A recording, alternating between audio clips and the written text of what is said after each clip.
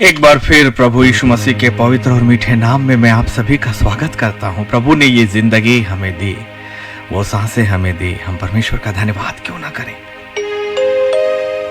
जितने मेरे साथ इस वक्त लाइव पर हैं, आप सभी को मैं देख पा रहा हूं और सारे के कमेंट्स भी मैं देख पा रहा हूं। मैं आप सभी का एक बार फिर से स्वागत करता हूं और आपका धन्यवाद करता हूं कि इतना कीमती वक्त जो आप अपनी जिंदगी का निकालते हैं हमारे पेज के साथ और हर दिन निकालते हैं। और जितने लोग इस वक्त मेरे साथ नए जुड़ रहे हैं और आने वाले समय में कुछ नए वीडियोस में मुझे कमेंट्स दिखाई देते हैं, मैं आप सभी का धन्यवाद करता हूं। और आपके कॉल्स भी मुझे आते हैं अनजान जगह से, अनजान लोगों के कि कोई सा वचन जो है किसी की ज़िंदगी में काम आया। आज की दोपहर भी ऐसे 2 कॉल आए जिन्होंने अपने ज़िंदगी के बहुत से भागों को हमसे शेयर किया और मैं धन्यवाद करता हूं कि इस पेज के माध्यम से जो प्रचार हो रहा है वास्तविक अर्थों में वो पवित्र आत्मा के द्वारा ही है। क्योंकि नीति वचन 3, 5 और 6 ये मेरी ज़िंदगी का आधार और मूल है कि तू अपनी समझ का सहारा मत लेना, लेकिन संपूर्ण मन से परमेश्वर यहोवा पर भरोसा रखना। शुरुआत यहीं से है, चाहे हम कहें कुछ भी। सबसे पहले यदि हमने अपनी आत्मा को पवित्र परमेश्वर के आत्मा के हवाले नहीं छोड़ा तो हमारी आत्मिक जिंदगी है ही नहीं। आत्मिक जिंदगी हर तरह से पवित्र आत्मा के ऊपर निर्भर रहने की है। अपनी सोच, अपने हर उन बातों को नियंत्रण में रखकर परमेश्वर के हाथों में एक सही भविष्य के लिए क्यों नहीं छोड़ देना। सही भविष्य का फैसला वो परमेश्वर ही करेगा और वो सच में हमें नए यरूशलेम तक लेकर ही जाएगा। हमें जाना ही है, उस जगह को हमें पाना ही है। यदि ये जिंदगी भर की दौड़ हमें उस अनंत काल की जिंदगी को नहीं दिला पाई तो फिर सब कुछ व्यर्थ हो जाएगा, सब कुछ व्यर्थ। हमारा परिश्रम, हम सबका जीना, हम सबकी सांसें, हमारी धन संपत्ति, सारा वैभव, सब कुछ प्राप्त करना, सब कुछ वहीं छूट जाएगा इस पृथ्वी के साथ ना। सदोम और अमोरा के समान हमें उन शहरों के अंदर नहीं रहना है। हमें निकलना ही होगा उस पुराने दासत्व से, उस पुरानी जिंदगी से आत्माओं की जिंदगी में आना होगा, अनंत काल की जिंदगी में आना होगा। यदि ये हम अभी नहीं कर पाए तो फिर कभी नहीं, कभी नहीं, कभी नहीं। कौन जानता है कि परमेश्वर की 7 तुरियां कब फूंक जाएंगी। हमने कितनी बड़ी बड़ी और कितने वर्षों की कल्पनाएं की है बिना इस बात को जाने कि हम उस वर्षों तक, उन सांसों तक जा भी पा रहे हैं कि नहीं। अनुग्रह है ना, और इसलिए अनुग्रह की जिंदगी को जी लीजिए एक दिन अपने परमेश्वर के साथ। इसीलिए एक दिन की जिंदगी, दाऊद भी कहता था कि प्रभु तेरे आंगनों का एक दिन मेरे लिए 1000 वर्षों से कहीं अधिक बेहतर है। और अब जब मैं परमेश्वर की योजनाओं को जीता हूं तो मुझे दाऊद को सैल्यूट करता हूं कि कितना महान है, तूने 1000 वर्षों से तुलना सिर्फ एक दिन की कर दी। सही भविष्य तो वही है जो परमेश्वर हमें लेकर जाए। कितने हैं ना जो अपनी समझ का सहारा अभी भी लिए हुए हैं, आत्मिक जिंदगी को कभी समझा नहीं, आत्मिक जिंदगी को कभी जाना नहीं। आत्मिक जिंदगी सच में आत्मा के साथ, आत्मा में होकर आत्माओं के साम्राज्य की तैयारी है। वचन बार बार नहीं आने वाला। हम में से कोई नहीं जानता कि हमारी जिंदगी कब तक रहने वाली है। सच में कबूल कर लीजिए उस परमेश्वर को। अभी अभी अभी सब कुछ इसी संसार पे छूट जाएगा, नहीं तो इस संसार के अनुसार अपनी जिंदगी को जीकर देख लीजिए, एक सीमा पे जाके वो समाप्त हो जाएगी। और यदि हमारी आंखें बंद हो गई तो वो फिर कभी नहीं देखेंगे। उससे पहले अपनी आत्मिक आंखों को तो खोल लीजिए।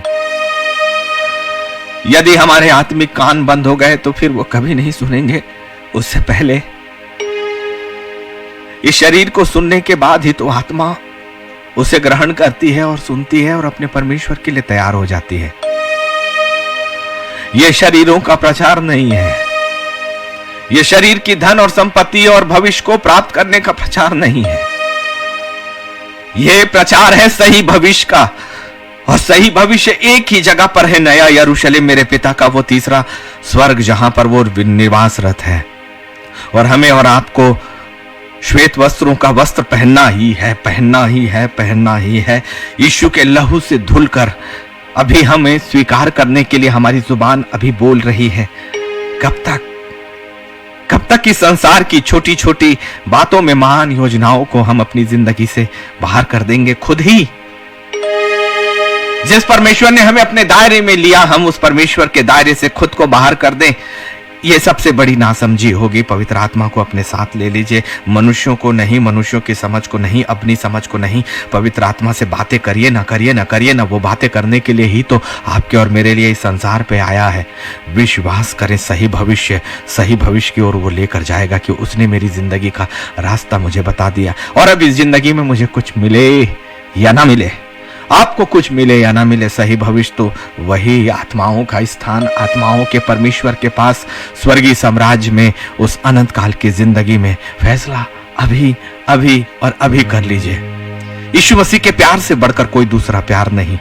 इसलिए काफी दिनों के बाद इस गीत ने मुझे आज आत्मा में छुआ। 3 या 4 साल पहले जब मैंने परमेश्वर के प्यार को महसूस किया था और फिर इस संसार की तुलना उसने मुझसे कराई, तब पवित्र आत्मा इन गहरे भेदों के शब्दों को एक गीत के रूप में सामने लेकर आया। परमेश्वर की आराधना, उसकी महिमा, उसकी स्तुति सब अलग है। और ये आत्माओं का समर्पण है अपने परमेश्वर के सामने कि प्रभु तेरे प्यार का मुझे रोग लागे, तेरा प्यार जो वही सच्चा है। सच्चे प्यार के पीछे भाग लीजिए ना। सच में ये प्यार आपको उस साम्राज्य तक लेकर ही जाएगा। परमेश्वर का प्यार इस संसार का प्यार नहीं है, स्वर्गीय स्थानों का प्यार है। इसलिए इस संसार की चीजें छूटती है तो लोगों को अपना भविष्य, अपनी योजनाएं तय करने दीजिए, लेकिन सही भविष्य तो केवल परमेश्वर के पास है। अभी भी यकीन नहीं है तो सच में अपनी समझ का सहारा छोड़ दीजिए, क्योंकि मनुष्यों का छुटकारा व्यर्थ है।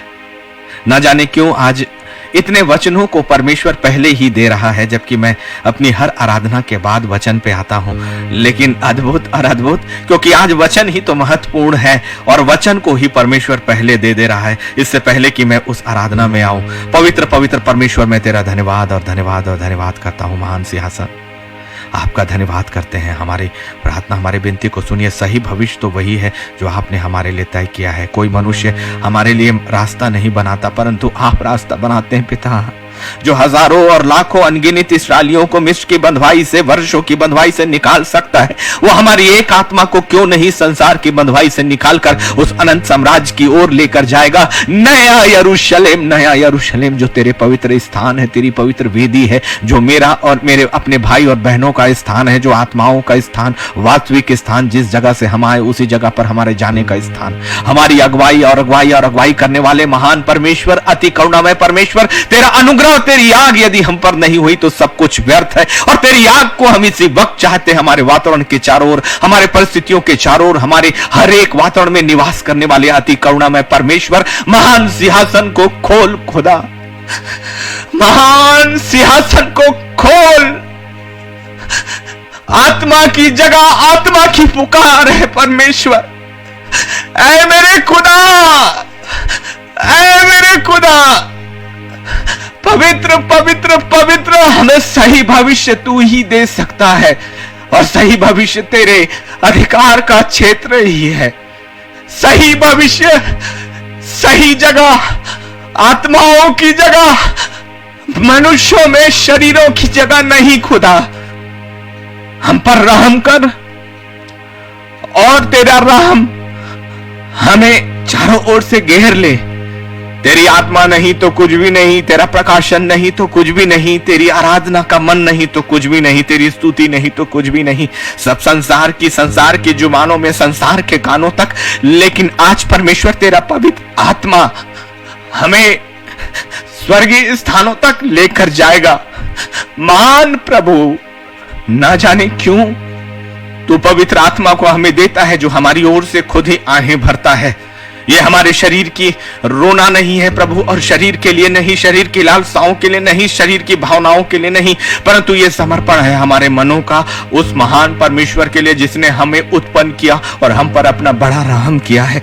तेरे रहम की सांस तो हम लेते हैं प्रभु, इसीलिए तेरी संगति का एक दिन हमारे लिए हजारों और कई वर्षों से कहीं अधिक उत्तम है। मनुष्य का आसरा व्यर्थ, क्योंकि मेरा परमेश्वर का आसरा सबसे बड़ा और सबसे बड़ा है।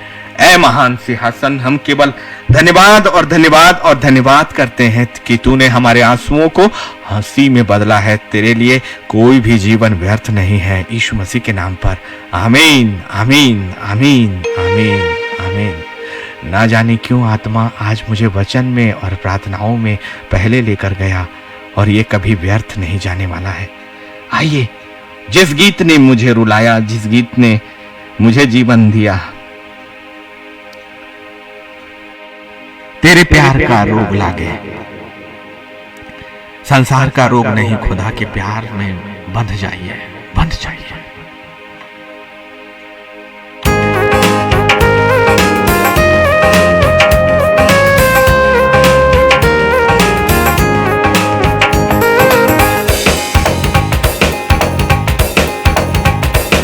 तेरे प्यार का मुझे रोग लागे, तेरे प्यार का मुझे रोग लागे। तेरा प्यार जो वही सच्चा है, तेरा प्यार जो वही सच्चा है।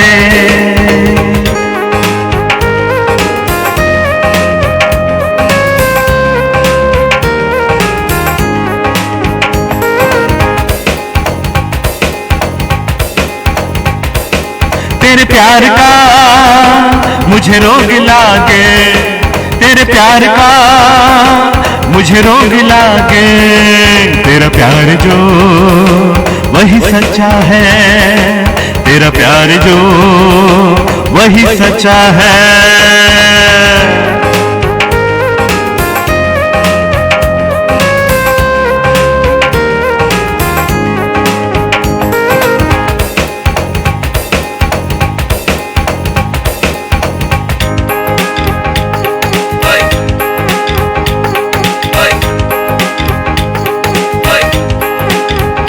लहू की जय हो, लहू की जय हो, आसमानी लहू की जय हो।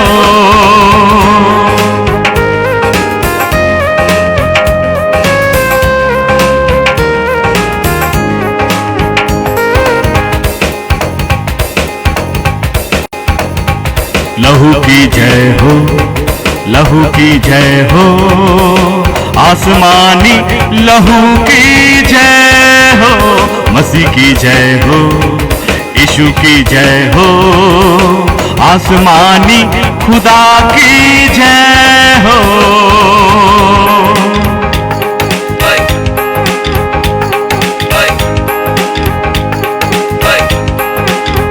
लहू की जय हो, लहू की जय हो, आसमानी लहू की जय हो। मसीह की जय हो, यीशु की जय हो, आसमानी खुदा की जय हो।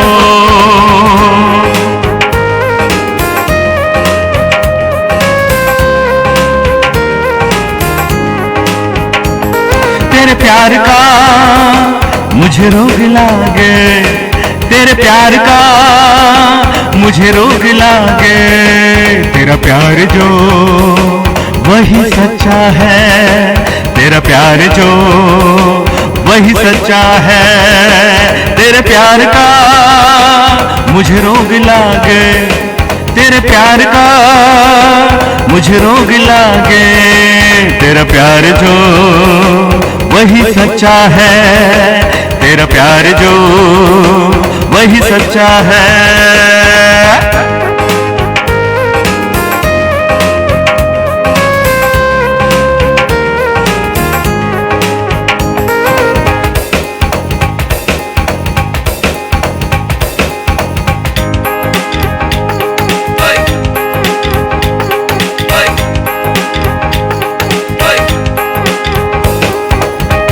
स्वर्ग से उतरा पृथ्वी पर वो, शैतान का फन है कुचला।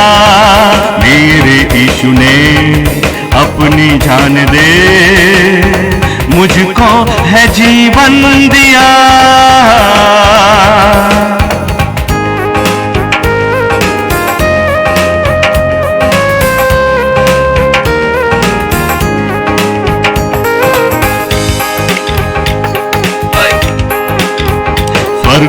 उतरा पृथ्वी पर वो, शैतान का फन है कुचला। मेरे यीशु ने अपनी जान दे मुझको है जीवन दिया। तेरे प्यार का मुझे रोग लागे, तेरे प्यार का मुझे रोग लागे। तेरा प्यार जो वही सच्चा है, तेरा प्यार जो वही सच्चा है। तेरे प्यार का मुझे रोग लागे, तेरे प्यार का मुझे रोग लागे। तेरा प्यार जो वही सच्चा है, तेरा प्यार जो वही सच्चा है। तेरा प्यार जो वही सच्चा है।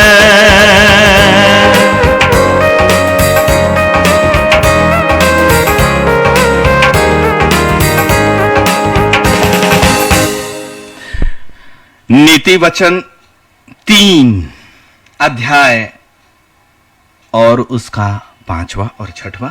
हर दिन की भांति आज भी, अभी भी, इस वक्त भी, कि तू अपनी समझ का सहारा मत लेना, परंतु संपूर्ण मन से परमेश्वर यहोवा पर भरोसा रखना। क्यों? क्योंकि भरोसा तो एक ही जगह पर है जो स्थायी है, और प्रेम तो एक ही जगह का है जो स्थायी है।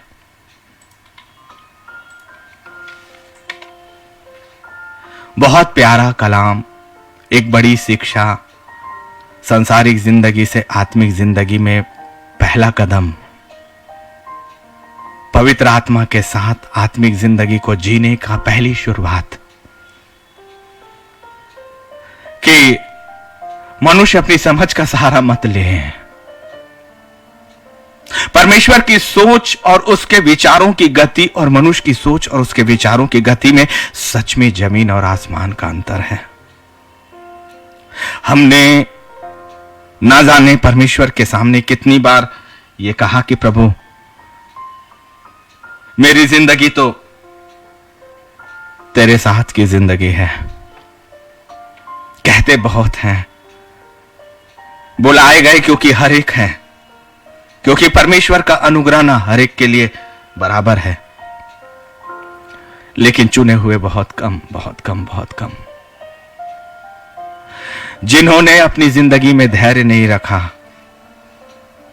जिन्होंने परमेश्वर की अंतिम योजनाओं तक अपने आप को उसके रास्ते पर नहीं ले गया।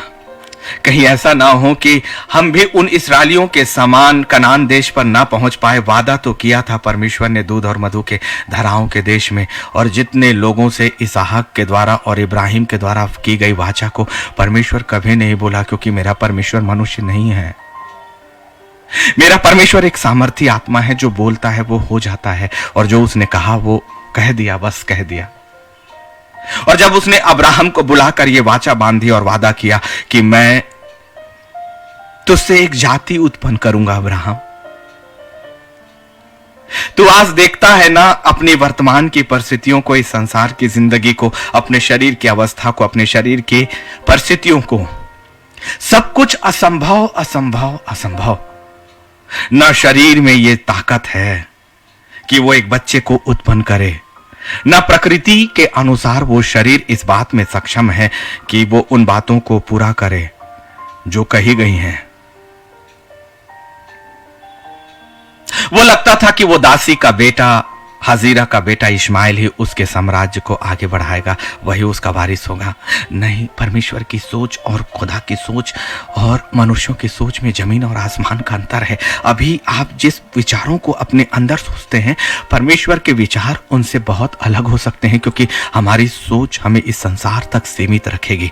अपनी समझ में, अपनी इच्छाओं में हमने अपना भविष्य खुद तय कर दिया। यदि अब्राहम अपने विचार से अपना भविष्य तय करता, तो आज वो बहुतों का पिता नहीं बनता, वो मूल पिता नहीं बनता।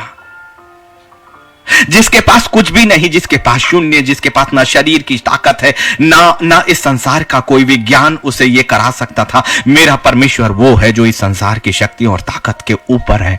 थोड़े दिन की प्रतीक्षा, थोड़े दिन का ठहरे रहना एक बड़ा प्रतिफल, एक बड़ी सही भविष्य को आपकी जिंदगी में लेकर आएगा। और सही भविष्य वही है जो परमेश्वर आपको बना कर देता है, जो परमेश्वर ने आपके लिए सोचा है। वो आप अपनी योजनाओं के अनुरूप आपकी जिंदगी के एक एक दिनों को तय करता है। इसीलिए दाऊद को वो परमेश्वर के साथ का एक दिन 1000 वर्षों से बेहतर लगता है। और आप एक पल अपने आप को परमेश्वर की योजनाओं के लिए इंतजार नहीं करते हैं। बहुत जल्दी फैसले हम अपनी जिंदगी के लेते रहते हैं। कभी भी बिना पवित्र आत्मा के जाने। कई बार पवित्र आत्मा हमें वर्षों ठहरा देता है ना। इसीलिए तो क्यों नहीं वचन को आप अपने अंदर आने देते? क्यों नहीं? यदि हम ये कहते हैं कि हम अपनी आत्मिक जिंदगी में जी रहे हैं, तो आत्मा को ही तो अपने अंदर आने दीजिए ना। यदि आत्मा को आपने अंदर नहीं आने दिया, तो आत्मिक जिंदगी सिर्फ मुंह का बोलना हुआ, वास्तविक रूप में वो पवित्र आत्मा के साथ चलना नहीं हुआ। और जो पवित्र आत्मा के साथ चलना नहीं हुआ, वो आत्मा की जिंदगी कहां है? घोषणा करते रहें आप अपनी आत्मिक जिंदगी की, लोगों को बताते रहें आप अपनी आत्मिक जिंदगी की। आप लोगों को दोष देते रहे कि लोगों ने आपकी आत्मिक जिंदगी में रुकावट डाली। हमने खुद अपनी आत्मिक जिंदगी में रुकावट डाली, क्योंकि परमेश्वर के कार्यों के आगे कोई खड़ा नहीं हो सकता। यदि परमेश्वर यहोवा काम करना चाहे तो उसे कोई नहीं रोक सकता। ये क्या सामर्थ के वचन आपने वचनों में नहीं पढ़ा है क्या? यदि हमारी आत्मिक जिंदगी रुकती है, तो सिर्फ हम जिम्मेदार हैं उसके लिए, सिर्फ हम जिम्मेदार हैं, क्योंकि हमने धैर्य नहीं लिया। जबकि दूसरा तीमुथियुस में कहता है कि मैंने तुम्हें धीरज, धैर्य और संयम की आत्मा दी है। तो फिर धीरज और धैर्य और संयम कहां? इसके बगैर आत्मिक जिंदगी नहीं, वो सही भविष्य नहीं। ठहरे रहना होगा। 430 वर्षों तक अब्राहम से किए गए वादा पूरा नहीं हुआ था। जब लोग मिस्र से निकाले गए, उनके पास एक भी हथियार नहीं था। उनके पास खाने और पीने के लिए केवल कुछ रोटियां ही थी, कुछ भी तो नहीं था। और एक ही वस्त्र पहने थे उन्होंने, और एक ही जूतियां थी उनके पैरों पर। मेरा परमेश्वर महान है। सही भविष्य वो निर्माण करता है, और सही भविष्य मेरे परमेश्वर की योजनाएं। मनुष्य जब अपने भविष्य की योजनाएं बनाता है ना, आप अपनी भविष्य की योजनाएं बनाते हो, तो पहले उस भविष्य को सुरक्षित करते हो। रुपयों से, पैसों से, संबंधों से, घरों से।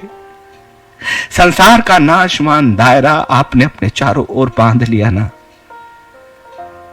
नाशमान मनुष्यों का भरोसा किया, नाशमान पैसों और रुपयों का भरोसा किया।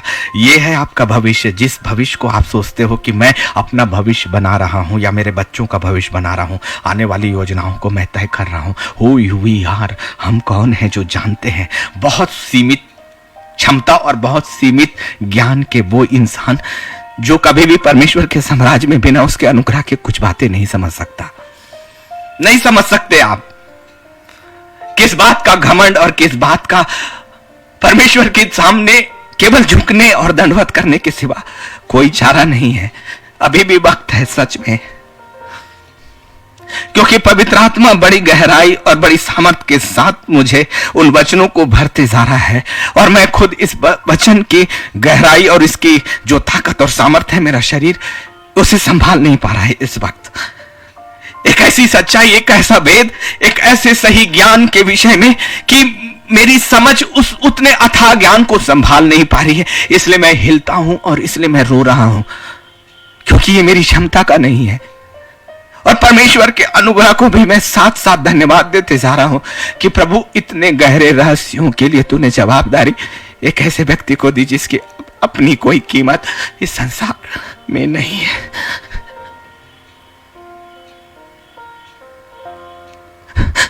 आज वक्त है, पवित्र आत्मा को अपनी जिंदगी में काम करने दीजिए। सही भविष्य वही और केवल वही जानता है, सिर्फ वही। वरना लूसीफर का भविष्य हमारी जिंदगी नहीं, हमारी आत्मा की बर्बादी के लिए है। अनंत काल की पीड़ा में एक दिन नरक का द्वार भी बंद होगा और मेरे खुदावंद के सिंहासन का दरवाजा भी बंद हो जाएगा। और या तो आत्माएं अंधकार की सीमाओं में जाएंगी या ज्योतियों की ओर। बुद्धि और समझ को देने वाला यदि वही है, तो उस बुद्धि और समझ का उपयोग कराने वाला भी तो वही है।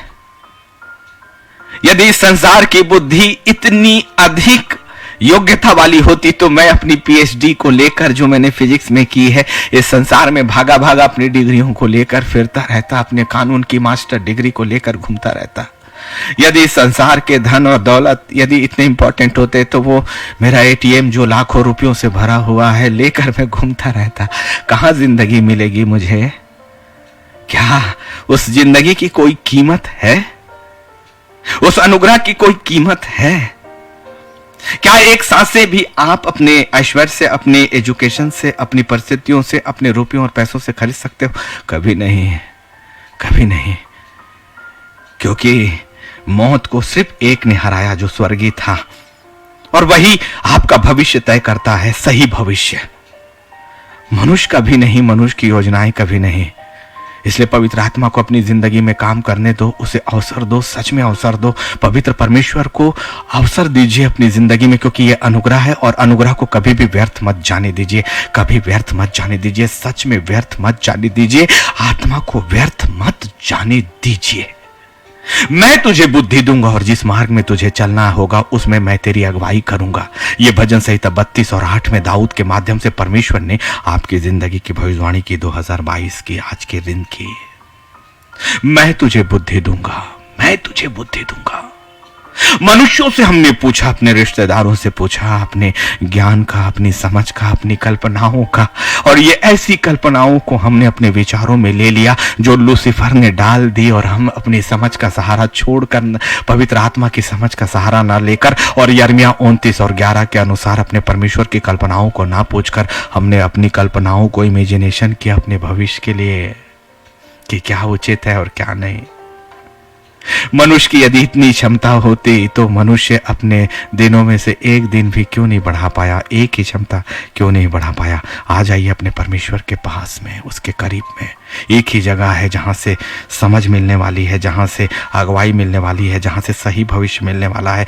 वो सेनाओं के पवित्र परमेश्वर का वो महान सिंहासन, जिसके दाहिने हाथ मेरा महान यीशु नासरी ने आपके लिए सब कुछ संपूर्ण करके बैठ दिया। आपकी जिंदगी में कोई बातें असंभव नहीं है। जब एक शून्य से अब्राहम बहुतों का उन्नत पिता बन गया, तो आपकी जिंदगी में भी शून्य जब होता है, जब घटता है, कोई सच्चाई परमेश्वर आपके सामने लाता है, इसका मतलब एक बड़ी योजनाओं का प्रारंभ वो आपकी जिंदगी में कर रहा है।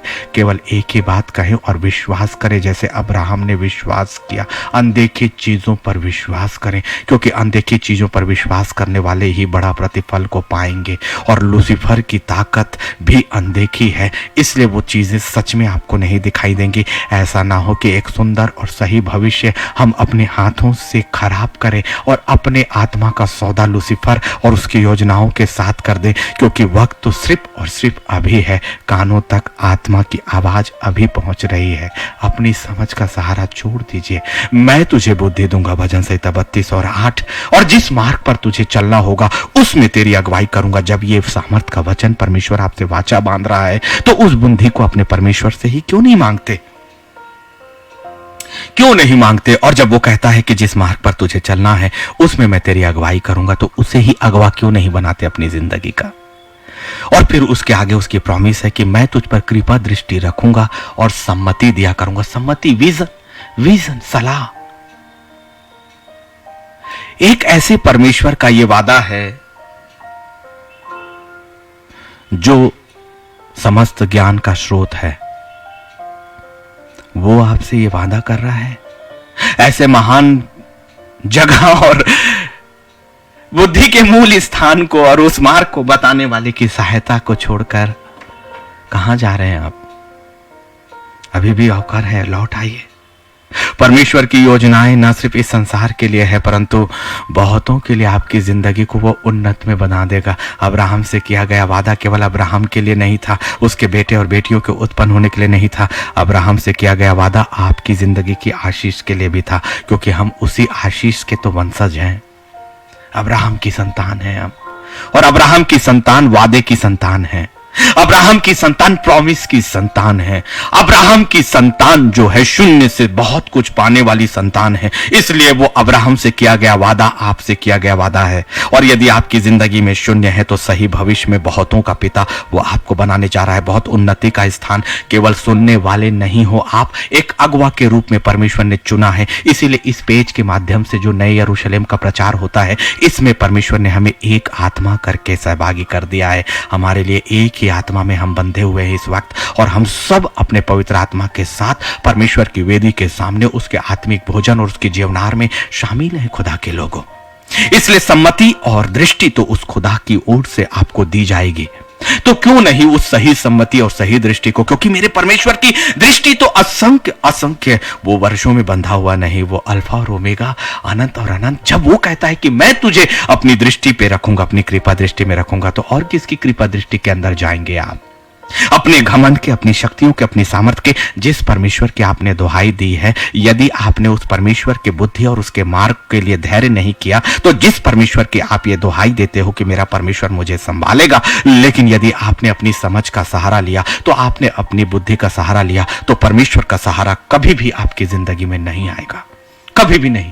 और परमेश्वर की जब सहारा ही नहीं, तो परमेश्वर की योजनाएं भी आपकी जिंदगी में नहीं। लूसीफर से सतर्क हो जाइए, सतर्क हो जाइए, क्योंकि अब उसके गढ़ों पर घुसकर हमने अपना पैर उसके दायरों पर रखा है, उस जगह पर जहां से उसने असत्य को फैलाया और असत्य की आत्माओं को बहुत से इंसानों के शरीरों के अंदर फैलाकर उनके सोच, उनके मस्तिष्क और उनके विचारों में उसने अपना कब्जा कर लिया है। स्वतंत्र हो जाइए, क्योंकि पवित्र आत्मा जब आएगा तो वो तुम्हें सत्य की बातें बताएगा और तुम स्वतंत्र होगे। ये खुदा का कलाम कहता है स्वतंत्रता जरूरी है। अभी यदि हमने स्वतंत्रता हासिल नहीं की, तो वो भविष्य हमारे सामने आ जाएगा जो लूसीफर की ओर से है, जो हमारी योजनाओं की ओर से है, और उसमें हो सकता है कि हमारा संपूर्ण आत्मा की जिंदगी भी बर्बाद और तबाह हो जाए। लेकिन सही भविष्य तो नए यरूशलेम तक लेकर जाता है, इस संसारिक जिंदगी को भी आशीषित करता है। इसलिए सम्मति किसकी चाहिए? अपने परमेश्वर की। विचार किसकी चाहिए? अपने परमेश्वर की, और परमेश्वर की योजनाओं को लीजिए। भजन संहिता 37 और 37 भी देख लीजिए ना। इट्स सो वंडरफुल कि परमेश्वर ने आज पूरी शाम मुझसे बातें की। अपनी जिंदगी के हर एक उन बातों को मैंने वहीं पर छोड़ा और अपने परमेश्वर के सिंहासन की ओर दौड़ा गया, और अपने परमेश्वर की पवित्र वेदी के सामने सिंहासन, और न जाने कितनी प्रार्थना के कॉल आते गए। जनरली जब मैं अपने वचन में होता हूँ या परमेश्वर की सहभागिता करता हूँ, मैं अपना मोबाइल बंद करता हूँ, लेकिन आज मेरा मोबाइल भी खुदा ने ऑन रखा, क्योंकि बहुतों के जीवन के लिए परमेश्वर ने आज मुझसे बातें की, और बहुतों के माध्यम से आज परमेश्वर ने मुझसे बातें की। और तब परमेश्वर का ये जीवित कलाम जो सही भविष्य का है, उसकी ओर से दिया गया सेतमेत। इसलिए धन्यवाद और धन्यवाद और धन्यवाद करें। सही भविष्य पे आ जाइए, सही योजनाओं में। देखिए भजन संहिता 37 और 37, खरे मनुष्य पर दृष्टि कर, खरे मनुष्य पर दृष्टि कर, लूसीफर पर नहीं, लूसीफर के लोगों पर नहीं, अपनी समझ पर नहीं। यदि आप अपनी समझ पर भरोसा करते हैं, दृष्टि करते हैं, तो ये देख लीजिए कि वचन के अनुसार आप पहले खरे सिद्ध किए गए हो कि नहीं। यदि आप खुद ही खरे नहीं हो और आपकी ट्रेनिंग पूरी नहीं हुई है, आपकी योग्यता पूरी तरह से परखी नहीं गई है, परमेश्वर के साम्राज्य में आपको पूरी तरह से चुना नहीं गया है, और अभी आप दूध पीते बच्चों के समान हो। ये पौलुस भी कहता है कि मैं दूध पीते बच्चों के समान हूं। मेरी जिंदगी में भी प्रारंभ जब हुआ था 2009 में, तब मैं दूध पिया, और उससे पहले जब चुनाव किया 2003 में, 6 वर्षों तक दूध पीने की स्थिति में भी नहीं था, केवल चुनाव में पड़ा रहा। 6 वर्ष मेरी जिंदगी केवल चुनाव में पड़ी रही। और आप बहुत जल्दी, बहुत आत्मा की जिंदगी को पाकर सोचते हो कि परमेश्वर के साम्राज्य के लिए मैं एक योग्य अगवा हो जाए, बिना पीसे, बिना घाटियों से गुजारे, बिना मरुस्थलों से चलाए, बिना लाल सागर से गुजरे, कभी भी आप आशीष के देशों पर ना तो पहुंचेंगे, ना लोगों को पहुंचा पाएंगे, कभी भी नहीं।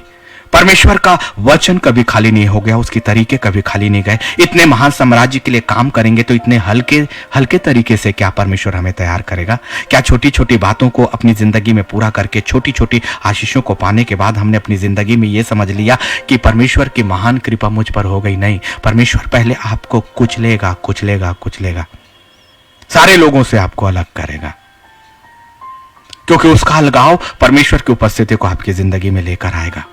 वचन संहिता 37 और 37, खरे मनुष्य पर दृष्टि कर और धर्मी को देख, वो जो परमेश्वर के विचारों में चलता है, जो परमेश्वर की योजनाओं में चलता है, जो यिर्मयाह 29:11 के अनुसार की जो कल्पनाएं मैंने तेरे विषय में की हो उन्हें मैं जानता हूं, उस कल्पनाओं के अनुसार, और जो रोमियो 8 और 28 के अनुसार कि हर बात मिलकर तुम्हारे लिए भलाई को उत्पन्न करती है, जब तक इन बातों पर विश्वास करके वो अथाह विश्वास के साथ अपने परमेश्वर के हाथों में अपने आप को शून्य करके नहीं छोड़ेगा, वो कभी भी खरा और धर्मी नहीं ठहराया जाएगा। कभी भी नहीं, कभी भी नहीं, कभी नहीं। वर्षों लगने के बाद भी आज मैं परमेश्वर के साम्राज्य में एक अंश के बराबर भी आत्मिक जिंदगी में नहीं आ पाया हूं। 12 13 वर्षों को चलने के बाद भी अभी भी मुझे लगता है कि प्रभु मैं एक अंश भी नहीं आ पाया, एक अंश भी नहीं आ पाया। महान सिंहासन मेरी अंतिम सांसों के आते तक मुझे कुछ थोड़ा सा अंश और दे देना, उपयोग कर ले प्रभु मेरी सांसों को, मेरे शरीर को, मेरे दिल के उन धड़कनों को जो कभी बंद हो रहा था। मेरी फेफड़ों को उस समय तक गति देते रहना जो तेरे अनुग्रह से 22 वर्षों तक धड़कता रहा। 3 मेजर हार्ट अटैक के बाद भी तेरे अनुग्रह के सिवा कोई दूसरी चीज नहीं हो सकती। तेरी महान योजनाओं और तेरे सही भविष्य जो तूने मेरे लिए किया था, उस महान भविष्य जिसे मैंने अंगीकार किया, जिसे मैंने स्वीकार किया और कहा प्रभु जो तेरी योजना है वही मेरा सही जीवन है, वही मेरा सही भविष्य है। और अंत तक हम विश्वासी बने रहेंगे, और अंत तक जो विश्वासी बना रहता हो और अंत तक बहुत जल्दी नहीं करता, थोड़े थोड़े एक एक दिनों में आप अपनी योजनाओं को यदि बदलते हैं तो कभी भी सही योजना, सही भविष्य नहीं लेता, क्योंकि परमेश्वर हड़बड़ियों का नहीं, परमेश्वर गड़बड़ियों का नहीं, परमेश्वर स्थायी है। धैर्य का जीवन, धैर्य की जिंदगी और बहुत कुछ सहनशील के बाद परमेश्वर साम्राज्य की योग्यता हमें देता है। इसलिए आधे अधूरे नहीं, संपूर्ण योद्धा बनिए, क्योंकि परमेश्वर के साम्राज्य में या तो 100% है या कुछ भी नहीं। एक बार फिर से, या तो 100% है या कुछ भी नहीं। इसीलिए तो मैं रोता और बिलखता हूं कि प्रभु या तो 100% या कुछ भी नहीं, तो मुझे केवल और केवल 100% ही चाहिए। अभी यदि अपूर्ण हो तो 100% में लेकर जाना प्रभु, लेकर जा, क्योंकि सही भविष्य तो वही है जो 100% का है। इसीलिए मेल रखने वाले परमेश्वर जो भजन संहिता 37 और 37 खरे मनुष्य पर दृष्टि कर और धर्मी को देख, क्योंकि मेल से रहने वाले पुरुष का अंत फल अच्छा है, अंत फल अच्छा है। इस संसार की शुरुआत यदि अच्छी नहीं, संसार की मध्यस्थ की जिंदगी अच्छी नहीं, आपके बुढ़ापे तक यदि कुछ भी अच्छा नहीं हुआ, यकीन मानिए यदि कोई खरा और धर्मी है जो परमेश्वर के वचन पर विश्वास करता है और अपनी आत्मिक जिंदगी को अपने परमेश्वर के दायरे पर छोड़ देता है, तो परमेश्वर का वो वचन जो नरक और स्वर्ग को अलग करता है, जिसमें लाजर और वो धनी व्यक्ति की आत्माएं, क्या हुआ, वो धनी व्यक्ति ने अपनी जिंदगी में बहुत ऐश और आराम किए और अपनी समझ का सहारा लिया, लेकिन लाजर अपने परमेश्वर के न्याय का इंतजार करता रहा, और आज अब उसकी आत्मा स्वर्गीय स्थानों में, परमेश्वर के आनंद के स्थानों में आपसे और मुझसे पहले पहुंचा दी गई। और हमें तो कितना परिश्रम करना पड़ रहा है, लेकिन उस लाजर के विश्वास, उसके धैर्य ने ही उसे अनंत काल के साम्राज्य में पहुंचाया। सिर्फ धैर्य इस बात का कि इस संसार में मेरे शरीर के साथ कुछ भी हो, मेरे परमेश्वर की महान योजनाएं जरूर मेरे पास आएंगी, और इसीलिए लाजर की आत्मा के लिए स्वर्गदूत भेजे गए। ओ ऑनर है, कितना महान अनुग्रह के जिसे मनुष्य ने तुच्छ जाना और अपने गेट के आगे अपने जूठे को खिलाया, परमेश्वर ने उसे उठाकर अपने साम्राज्य में मिला दिया, अपने साम्राज्य में पहुंचा दिया। और आदर के साथ उसकी आत्मा अकेले नहीं गई, अधोलोक में नहीं गई, परंतु आदर के साथ पवित्र स्वर्गदूत भेजे गए। ऑनर है परमेश्वर के अपने लोगों का, उसके अपने लोगों का। इसलिए परमेश्वर अपने लोगों का न्याय करता है। परमेश्वर अपने लोगों के आंसुओं की कीमत को लेता है पलटा। परमेश्वर अपनी योजनाओं में कभी भी किसी मनुष्य को आने नहीं देता। परमेश्वर अपनी संतानों के आगे खुद मार्ग तैयार करता है और खुद उन्हें लेकर चलता है। परमेश्वर के पवित्र देने, पवित्र परमेश्वर पर विश्वास करने वाले और उनके अगुवाओं पर, जिन्होंने संसार और संसार पर नहीं, इस संसार के भविष्य पर नहीं, अपनी कल्पनाओं के भविष्य पर नहीं, परंतु सही भविष्य जो परमेश्वर के हाथों के द्वारा है, उन पर जिन्होंने विश्वास किया, उनके लिए रोमियो 8 और 31 में पवित्र आत्मा कहता है, आपसे ये कह रहा है, आपसे अपने कानों को खोल कर सुन लीजिए, यदि परमेश्वर हमारी ओर है तो हमारा विरोधी कौन हो सकता है? कोई भी नहीं। इस वचन की सामर्थ और ताकत को दे देखिए। यदि ये कंडीशन है, कंडीशन है, कंडीशन है, शर्त है, यदि ये शर्त नहीं तो आपका वादा अधूरा है, आपका विश्वास, आपकी आत्मिक जिंदगी, आपका दिखावा, सब कुछ व्यर्थ है। यदि परमेश्वर आपकी ओर से है कि नहीं, और परमेश्वर आपकी ओर है नहीं, ये परमेश्वर बताएगा, आप नहीं। परमेश्वर आपकी ओर है कि नहीं, आपके साथ है कि नहीं, आपकी जिंदगी परमेश्वर के अनुसार है कि नहीं, इसका तय परमेश्वर करेगा, आप नहीं। मूसा पर जब दोष लगाया उसकी खुद की बहन ने, परमेश्वर ने उसे स्वीकार नहीं किया। परमेश्वर अपनी महिमा और अपने चुनाव का अधिकार मनुष्य को कभी नहीं देगा, क्योंकि मनुष्य उसके सामने कुछ भी नहीं है। इसलिए यदि आप परमेश्वर की योजनाओं और परमेश्वर के अपने लोगों के विरोध में यदि कोई बातें कहते हैं, तो ये जान लीजिए कि पवित्र सिंहासन के सामने आप खड़े हो। दोनों की जिंदगी, उस अगवा की जिंदगी भी और आपकी जिंदगी भी, सही भविष्य का चुनाव आप नहीं, वो नहीं, परमेश्वर ही करेगा, जो भविष्य का निर्माण करने वाला है अपने हर उन संतानों का जो उस पर विश्वास करते हैं। यदि यदि यदि यदि ये यदि होना बहुत जरूरी है। यदि मेरे जीवन में नहीं, आपकी जिंदगी में नहीं, तो कुछ भी नहीं। आपकी आत्मिक जीवन की प्रशंसा करते रहिए, आप अपने आत्मिक जिंदगी का बखान करते रहिए। आपकी प्रार्थनाएं, आपका सब कुछ व्यर्थ वहीं चला जाएगा, क्योंकि वो तीसरे स्वर्ग क्या आपके इस संसार, आपके कमरे के ऊपर भी नहीं जाएगा, क्योंकि पवित्र आत्मा उसे आहें भरकर लेकर ही नहीं गया। इसलिए संसार के शब्द, आपके आंसू महत्वपूर्ण नहीं है। पवित्र आत्मा जो मध्यस्थ है इस संसार और उस संसार के बीच में, उसका आपके बीच में आना जरूरी है, वरना विलाप करते रहिए। ये विलाप केवल संसार का विलाप हो जाएगा, संसार का रोना और संसार का बिलखना, जो वास्तविक रोने और वास्तविक बिलखने से अलग है। जब वास्तविक बिलखना होता है ना, वो आत्मा बिलखती है, अपने परमेश्वर के सामने आत्मा दुहाई देती है, अपनी जीवन की, अपनी परिस्थितियों की, अपनी सच्चाई की, अपनी होठों की, अपनी जुबान की, अपनी परिस्थितियों की, क्योंकि मनुष्य की क्षमता आपको देखने की नहीं है। मनुष्य जब तक आपके साथ, आपके सामने ना रहे, तब तक उसकी आंखें अपनी सीमाओं पर देखेगी। हाय उस मनुष्य पर जो अपनी आंखों की सीमाओं पर भरोसा करके उन बातों को देखने की कोशिश करता है जो उसकी अपनी सीमा की नहीं, परंतु आत्मिक परमेश्वर के आत्मिक आंखों की थी। इससे पहले कि यदि आप अपनी समझ का सहारा लेते और अपनी आंखों पर भरोसा करते, अपने कानों पर भरोसा करते, अच्छा है कि उन फैसलों को जो आत्मिक जीवन में आपको लेकर जाती है और सही भविष्य में लेकर जा सकती है, परमेश्वर की आंखों को क्यों नहीं मांगा आपने? परमेश्वर के कानों को क्यों नहीं मांगा आपने?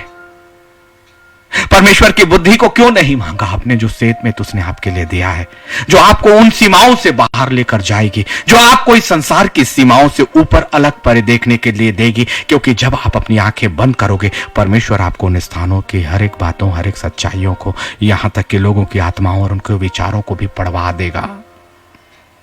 परमेश्वर की दृष्टि से कोई कभी नहीं छिप पाया। कितना अधिक महान प्रेम है रोमियो 8 और 32 में, जिसने अपने निज पुत्र को भी ना रख छोड़ा।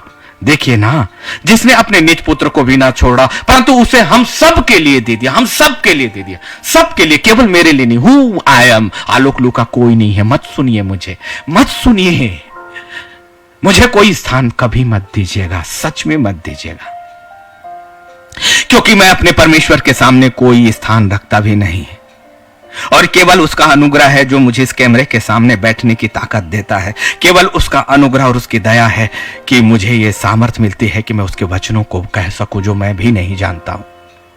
और हर रात 2 या 3 बार, जब तक मैं इन वचनों को खुद नहीं सुनता, यदि ये मेरे होते तो मुझे इसको सुनने की जरूरत नहीं होती। अपने उन आराधनाओं को भी मैं नहीं सुनता पागलों के जैसे। मेरी रात सिर्फ उसी आराधनाओं को सुनने में कटती है, उन्हीं वचनों को सुनने में कटती है जो मैंने आपके बीच में प्रचार किया, क्योंकि मैं भी आपसे अलग नहीं किया गया हूं। मैं भी आपके साथ उन्हीं इस्राएलियों में शामिल हूं, और अगुवाई तो एक ही कर रहा है, पवित्र परमेश्वर। अब वाचा का संदूक नहीं है, खुद परमेश्वर आपके और मेरे बीच अपनी आत्मा के रूप में आपके साथ है।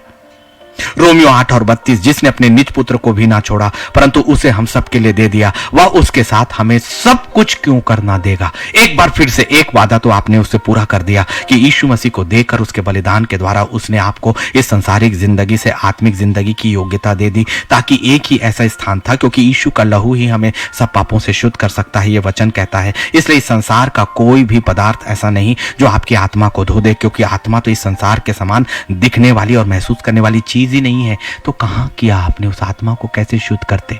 शरीर को ना जाने कितने तरह के वस्त्रों से हमने सजा दिया, फैला दिया, इसे शुद्ध कर दिया।